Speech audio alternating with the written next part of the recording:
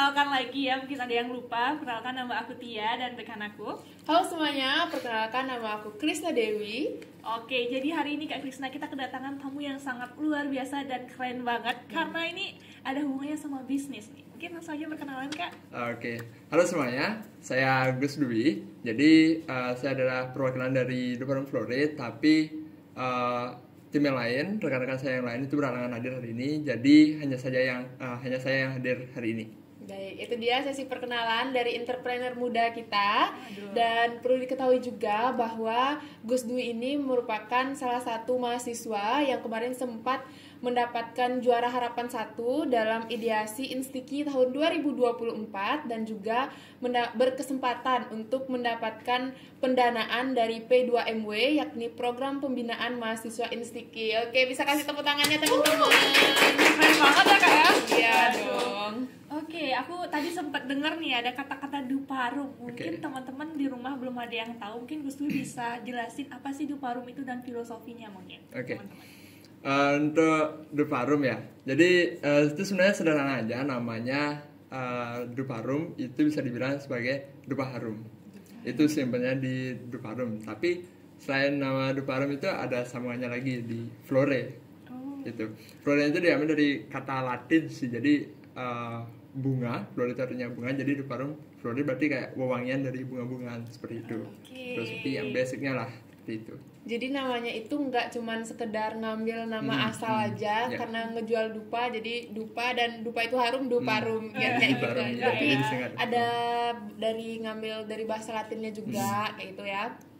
Nah di sini juga aku mau bertanya nih, dari sekian banyaknya mungkin bisa banyak hal yang kita bisa jadikan ide-ide usaha, kenapa sih kamu tertarik untuk mengangkat dupa ini sebagai ide usaha? Peluang apa yang mungkin Gus Dwi lihat bersama tim terkait Duparum ini? Oke.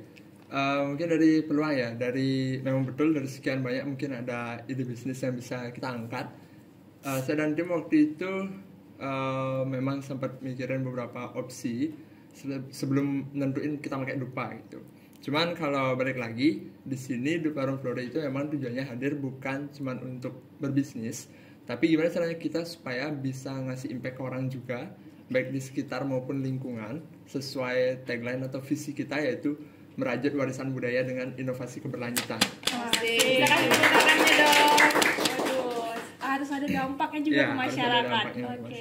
Tapi Gus Dwi, aku penasaran nih, boleh nggak sih diceritain mungkin ke teman-teman di rumah sampai mana nih progres dari Duparum Flore ya tadi? Nah mungkin dari penjualannya mungkin atau dari produksinya tuh udah sampai mana sih dari pembinaan P2MW? Promosinya mungkin. Oke. Untuk progres dari Duparum Flore setelah P2MW ini atau saat P2MW ini itu kami sudah sempat audiensi untuk di pihak desa di tempat saya tinggal. Itu jadi kita memang nyasar start di sana, home industry juga, tapi belum masuk ke penjualan karena memang kami itu masih tahap awal dan harus menemukan produk finalnya dulu. Berarti masih ngeriset dulu karena bahan baku utama itu memang dari limbah upekare.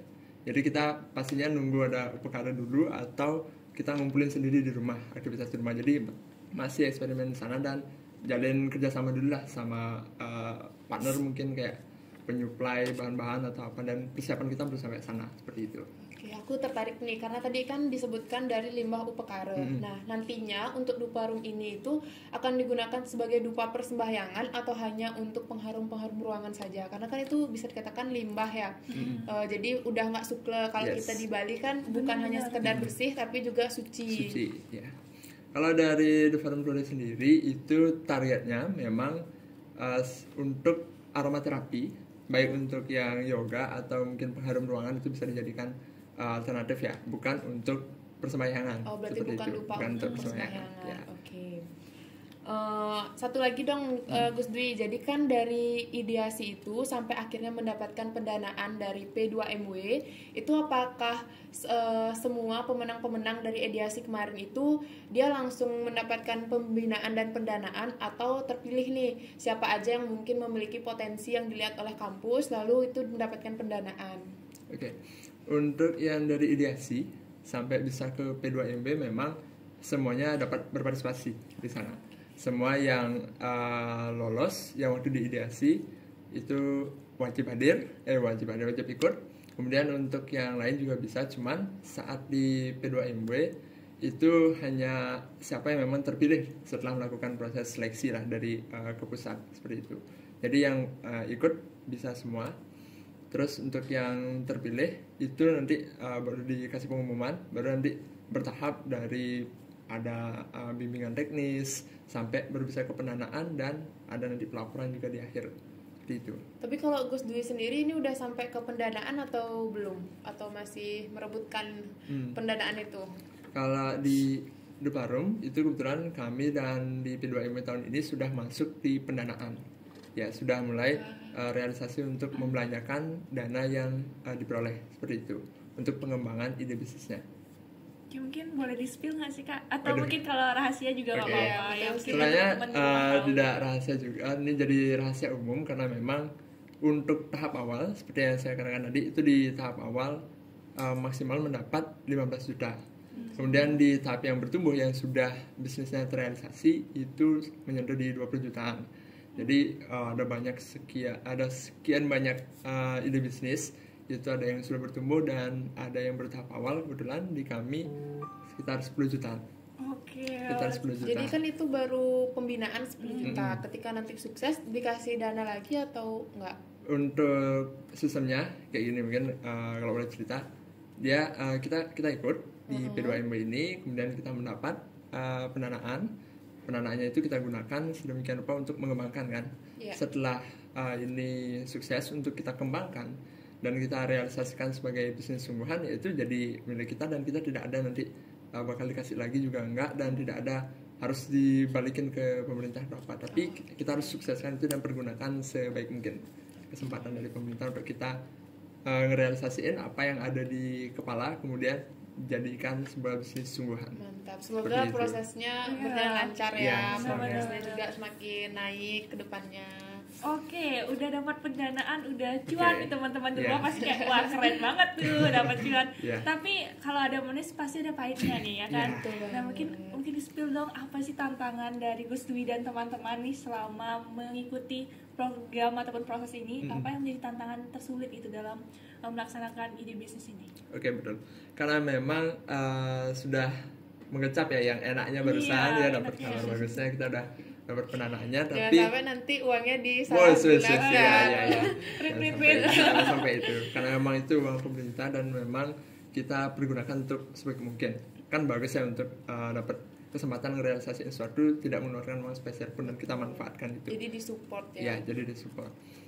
Untuk tantangannya sebenarnya dari kami dan tim itu, karena kami memang mahasiswa, memang ini program pembinaan untuk mahasiswa. Karena mungkin saat kita bagaimana harus merealisasikan sebuah bisnis dikala kita juga memiliki kesibukan di kampus, baik di organisasi maupun di pekerjaan kita sendiri atau di tugas sendiri. Tapi kalau untuk merealisasikan bisnisnya itu sementara karena kebetulan bahan baku kita adalah di limbah upekare, otomatis kita berfokusnya memang value kita ada di sana. Ya kita memang benar-benar harus menggunakan bahan itu dan bahannya tidak bisa kita beli. Bahannya tidak bisa kita hari ini ada, jadi memang harus nunggu mungkin ada rainan dulu, harus nunggu ada momen tertentu di pura atau di rumah masyarakat yang bisa ngumpulin seperti itu. Kalau untuk pembuatan prototipenya memang mungkin ada beberapa bahan-bahan yang kita perlukan juga untuk merealisasikan. Jadi kita udah tentukan target di bulan apa sekiranya prototipenya memang harus sudah keluar dan final produknya sudah ada. Seperti itu sih tantangan untuk saat ini. Tapi kalau boleh tahu nih, Gus Dwi ini emang suka bisnis dari dulu atau karena ada di lingkungan, karena kan institut bisnis, nah jadi karena lingkungan teman-temannya atau iseng-iseng berhadiah atau gimana? Kalau cerita dulu waktu semasa SMK sempat gini jualan snack kecil-kecilan di sekolah. Itu sama teman-teman jualan risol setiap hari ya, habis dan tahu rasanya jualan dan megang uang gitu. Walaupun itu kita ngejual punya bibi waktu itu, tapi wah ini gini ya rasanya berbisnis itu berdagang. kebetulan berarti emang jiwa-jiwa ya, entrepreneur ada dikit ya gitu. Iya. Kemudian kebetulan banget kita di sini ya memang bisnis, jadinya ini peluang. Kebetulan juga prodi bisnis digital, nah ada kesempatan untuk kompetisi gini, ikut lomba bisnis, pengen nyoba, siapa tahu ya kan, iseng-iseng dulu ya. Kalau emang oke, berhasil dan sampai ke titik tujuan ini bagus, kalau enggak berarti begini caranya untuk bikin bisnis itu emang nggak segampang untuk tinggal ngejual aja gitu. Jadi wah emang harus perlu belajar banyak banget, tambah semangat dan tambah pengen banget nyebur ke bisnis itu. Ya. Jadi kayak bagus banget sih menurut aku. Jadi makin banyak anak-anak muda Bali itu yang jadi pembisnis. Siapa tahu nanti jadi the next Aji Krishna. Benar. Gak ada yang tahu kan depannya ya kan, kolaborasi. Benar. Tuh. Nah terus apa sih pesan-pesan dari Gus Dwi untuk teman-teman yang mungkin pasti kan anak muda sekarang siapa sih yang nggak kepingin punya bisnis tapi dia bingung nih harus mulai dari mana, ngapain, ada tips nggak sih atau pesan-pesan untuk teman-teman? Quotes gitu mungkin kayak Okay. gitu. Mungkin dari pesan-pesan dulu deh ya. Ini bercerita dari pengalaman sendiri. Untuk kita harus buka mindset kita. Memang untuk lepas dari zona nyaman kita itu sulit banget rasanya untuk bisa kita nyoba sesuatu yang baru, terutama di bisnis yang mungkin harus mengorbankan sesuatu. Jadi kita pun mungkin pasti sering untuk nge-spend money terhadap sesuatu yang mungkin kita inginkan tetapi bukan kita butuhkan. Betul. Nah, untuk mengatur itu, jadi kita memang perlu mungkin untuk spend money sesuatu yang lebih berdampak sama diri kita, untuk bisa improve kita dari yang kita belum bisa sampai kita jadi tahu, jadi bisa, seperti itu. Nah, sama juga dengan bisnis ini, jangan takut untuk nyoba jual sesuatu kecil-kecilan, apapun itu, jual aja, rasakan sesuatu yang kita dapat ya setelah berhasil ngejual apa yang kita punya. Mungkin ini kalau di konteks bisnis ya gitu. Karena ada satu kalimat keren yang pernah saya dengar, itu apa yang kita miliki sekarang itu adalah sesuatu yang bisa kita syukuri, dan apa jalan terbaik yang kita nikmati sekarang adalah hadiah yang diberikan oleh Tuhan. Kayak gitu. Keren banget. Di highlight ya di highlight kata-kata hari ini. Jadi ibaratkan kalau udah kecanduan bisnis yang mulainya awalnya mungkin kecil-kecilan, jadi kalau udah kecanduan makin apa gede aja yang ya. dilihat itu bisa jadi peluang nggak sih? Kayak ngelihat asbak aja, kayak asbak diam-diam, oh ini peluang nih buat kayak dijual. bola salju nggak sih kak, Iya, kecil-kecil betul. makin gede jadinya. Waduh, oke, nggak kerasa nih kak durasi, dan juga tadi pembahasannya keren banget, dan aku juga merasa tersinari bahwa bisnis itu luas dan untuk anak muda itu emang wajib untuk dicoba karena sekeren itu. Oke, mungkin segitu aja dari kita semua. Mungkin langsung aja untuk teman-teman semua, jangan lupa nonton episode Dimensi berikutnya episode 4, dan di akhir kata kami ucapkan terima kasih. Dadah. Bye. Dadah guys.